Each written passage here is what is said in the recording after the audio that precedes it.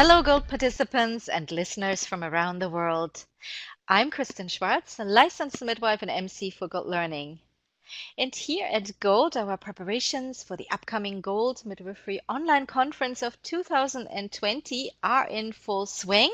And one of the things we love doing before the conference is get together with our speakers to get to know them a little bit, chat about what they're doing, the wonderful work they're doing out in the field, and of course about their presentation that they will hold for us at the conference. And with me today is Paul Golden. Welcome, Paul. Hi, Kristen. Thank you for having me. Paul, it is wonderful to have you here with us today. Where are you coming from today? What country are you in?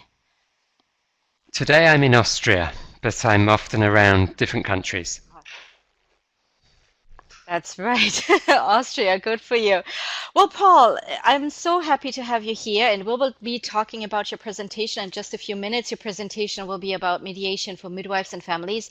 But before we get started, let's introduce you to our listeners here. Tell us a little bit about yourself. You are a midwife, right? And a neonatal nurse as well. So tell us a little bit about what you're up to, your professional journey, and what you're working on now, and what are you doing in Austria today? Okay, so working from the end backwards, today I'm in Austria giving a lecture. I travel as a visiting lecturer to various universities, sometimes to small groups of women like doulas, or sometimes a big university, as I am in Austria at the moment. I started my journey as somebody who was studying law. I travelled a lot in North India, staying mostly in Tibetan families. This kind of thing taught me more about compassion, studied Oriental natural therapies. I studied nursing and very quickly moved from adult to children to babies to breastfeeding, and the women were saying they wished I was their midwife. And I thought, it's not possible, I'm a man, why would I be a midwife or how? And so many women encouraged me because of the kindness and the calmness were the things they really wanted. They could do what they needed to do, they just needed somebody to support them with this kindness and calmness. So I moved from neonatal work into midwifery and thoroughly enjoyed it. Very privileged with every person I've been with, staff and families. Even the ones that are difficult, I've learnt a lot from, and the ones that are easy, then maybe the learning was easier. Where I studied in the UK was a high Pakistani population. I also travelled in Pakistan and India. I studied in Sri Lanka. I also went to Korea to continue my acupuncture studies. And mostly I've lived and worked in Australia, New Zealand, probably the most, and the UK. And in my travels, I've also gone to Russia and China teaching, including teaching mediation that we'll be looking at here today. I've briefly been around the US, particularly in California and also into Mexico. I maybe jokingly, and no offense Mexico, do say that's the only country that I'm not so keen to go back to. I've been in some challenging situations where there's some war or civil unrest or other situations, and I've learned from those conflict things, also in Vietnam, obviously the history they have, and up in Korea between North and South there's quite a lot of tension, and I've met families, been around conflict in different settings like that. But as I mentioned even in the presentation, I had conflict in my family. Most of us do at some time, and growing up with some conflict I became possibly more comfortable. It could have the opposite impact on people, but for me, I finally, as I've got older, become more comfortable with everything in life, including conflict, and teaching about mediation is something that I thoroughly enjoy and see the benefits for midwives and healthcare professionals to enjoy their work, enjoy their life. And we will have conflict. Maybe we can enjoy the conflict, but we don't need to get stuck. And many people are stuck, and we're in a blame culture, afraid that we will be blamed, and therefore we often blame others. So it's quite a philosophical thing, but it's all about happiness and self-awareness and self-responsibility. That's basically my journey in a nutshell. And what a journey it is. I mean, listening to you, your background coming from law, then nursing, breastfeeding, infant feeding, babies, and then midwifery, and traveling all over the world. I mean, you must have seen so much, Paul, in your travels, in your ex work experience, serving all these families. Can you just briefly tell us a few situations that really stood out to you where you felt like this is bringing it all together, all your backgrounds coming together and all these wonderful journeys and travels you've taken? Okay, one fairly simple one was in the UK with a tongue tie release, and the family were of low socioeconomic means. They had low trust in the healthcare system, and their child was, I think, about 6 months from memory. And this was quite old for a tongue tie release. And they had been hesitant, they hadn't enjoyed their contact with healthcare professionals. They arranged for me to come to their house, and they had two sets of grandparents. They were acting as a barrier between me and the baby. They really weren't sure. I just sit and relaxed. We sat outside, we talked, I listen, and I would say that's the main thing I've learned to do is listen and continue to learn. And through osteopathy, these physical body work techniques, we put our hands on somebody, we're listening with our hands.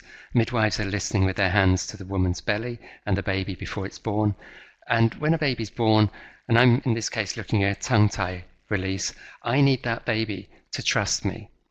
I need to really develop a relationship with that child because it's got to allow me into its mouth with a pair of scissors to release the frenulum.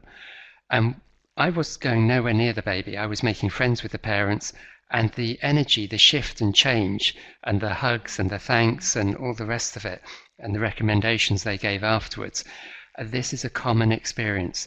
If a colleague of mine is rushing in to do a task focus job of releasing a frenulum or any other midwifery role, they're often not having job satisfaction and the family are not satisfied. If we go in to sit down, have a drink, relax, and truly connect. But as I point out, all of our connections with others come from our connection with ourselves. So I do not have a perfect one with myself. It's ongoing. It's a life. It's a work in progress. But by sitting and listening to others, I'm also more able to listen to myself. So I do a lot of reflection, and I might sound very confident and capable, but every day I will doubt myself, I will challenge myself, I will think, what if I'm wrong? Is there another way to do this?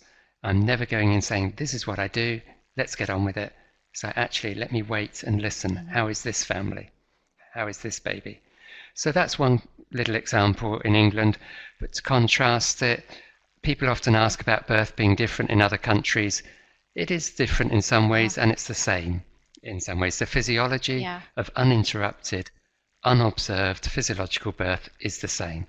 The culture of one country will say to me, I mean, like in Hungary, they make these rules up as they go along because they have an interesting leadership that has been sanctioned by the European Union for not following the human rights of its own citizens. So it will tell the citizens, that women who are pregnant, they cannot birth this way or that way, you cannot have a home birth, you cannot be more than 20 kilometers from the hospital, and the threat is that they will put them in jail or take the baby off them.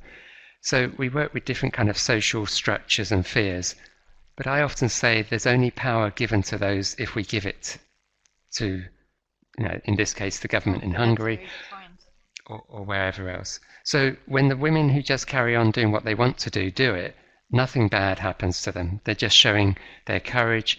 In some cases, it's the opposite of courage. They're too afraid to go to the hospital. So they stay at home and have a home birth. It's not that they have the courage to have a home birth, they're just too afraid of the hospital. So, I mean, fear is the big challenge everywhere, and it's counterbalanced by love. So I know that's philosophical to discuss. In New Zealand, independent midwifery is almost half. So it's about 45% of midwives are independent. It doesn't mean it's an ideal situation there, but it's much, much, much better than many countries. They're funded by the government. Not enough money is paid to them. So they have too many women to look after, and they don't get compensation for the hours of travelling, which many do in remote areas, and the costs that they have. So it's very challenging for them. Norway is very good generally. But even there, they are afraid of women having home birth and exercising their choices. In Russia, there's very much underground midwives for labour. They cannot charge for it, so they will say they're just caring for antenatal and postnatal, and then perhaps more secretly do the labour. Doulas are increasing globally because things midwives cannot do, or they will lose their license, their registration, or their employment. A doula doesn't have this threat. She or he is employed by the woman, and Right. like an independent midwife, we are just pleasing that woman, that family. We don't have to please a whole bunch of policies that don't fit that family.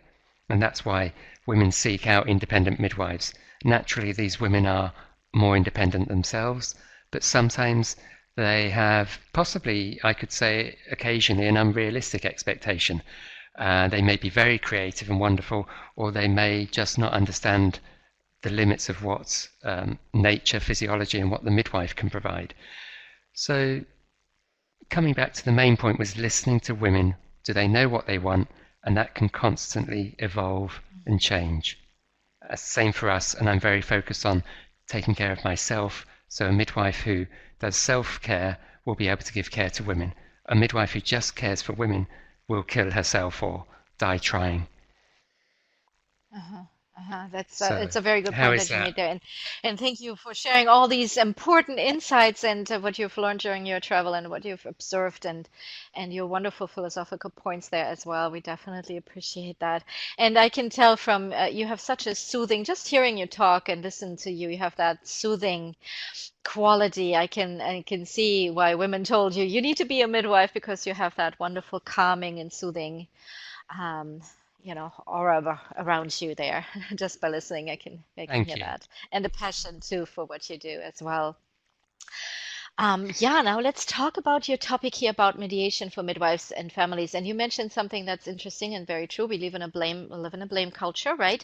But we also try to avoid conflict and we like to run away from it or ignore it or try to avoid it and not face it Yeah. because we don't want to deal with consequences. And so tell us a little bit about what you will be presenting on and why you think this is important also for midwives.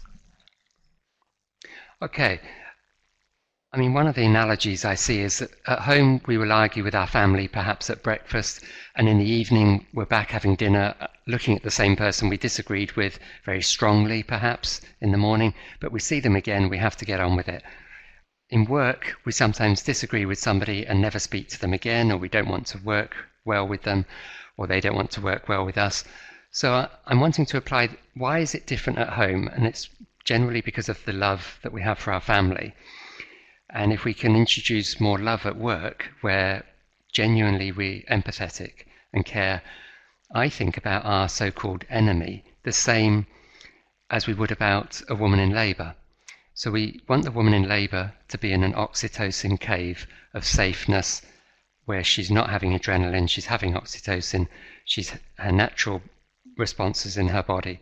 If we are disagreeing with somebody and we change fighting to befriending them and saying, how are you, what do you need, and creating a body language and a space that enables them to feel safe instead of us arguing and fighting. And as we de-escalate, they come down, we come down, and each one comes down more and more. This examples for me came from family mediation, where I would have a mother and a father, and I was funded by the Ministry of Justice to provide mediation for families. And if you had a mother and father fighting over the children of when they would see them or not see them or where they would live, one had to give to get. One had to give a little bit to the other one to get some of what they wanted. And once the parties realized that it's no use to be stuck, they've been stuck a long time, that's the reason they've come to mediation, they now have an opportunity. Maybe to enjoy conflict is a big stretch. I think it's possible, but people are not generally enjoying conflict. But if they want to get whatever it is that they need, we need them to reframe, to focus on the needs of the children in this case, if it's children, but to look at what do they really want. And sometimes, I say, parties can even be arguing so long they've forgotten what they want. They're more putting energy into what they don't want or what the other party shouldn't have. And they're so offended. And actually, it's about the wounded child and self-healing. So when we reflect, take a breath, connect, and are kinder to ourselves, we're probably going to be kinder to the people we're arguing with. Hopefully, to the point where there is either no argument or at least a healthy debate. How is that, Beautiful. Kristen? Thank you for that. It's very good. I can't wait for your presentation, and I'm sure we all will learn a lot, Paul. And I wish I could speak with you for hours here. I feel like I just listening to you, there's so much information you have to you can share and about your experiences and about the topic. But we want our listeners to join us for this presentation, right? Mediation for Midwives and Families that you will be holding live, Paul, on February 11th, I believe, right? That's correct. And I welcome invitations. If anybody wants me to teach to a specific group, I would do that. And it can be done online or in person, depending on how far the place is from Wonderful. Europe. Wonderful. Thank you so much, Paul, for Thank sitting you. down here with me today and chatting about your life or your background and the presentation. And we see you then in just a few weeks. It's my great pleasure. Thank you very much. See you soon. And take care. See you soon, Paul. And now to our speaker, our listeners here, the presentation Mediation for Midwives and Families, as I mentioned, is part of the Gold Midwifery Online Conference of 2020 and will be live on February 11th. To find out more about this presentation, about all the other presentations in the conference, please visit goldmidwifery.com. You'll find out a lot of good information there online about our speakers and the presentations. And thank you all for listening, and I hope to see you at the conference. Bye bye, everyone.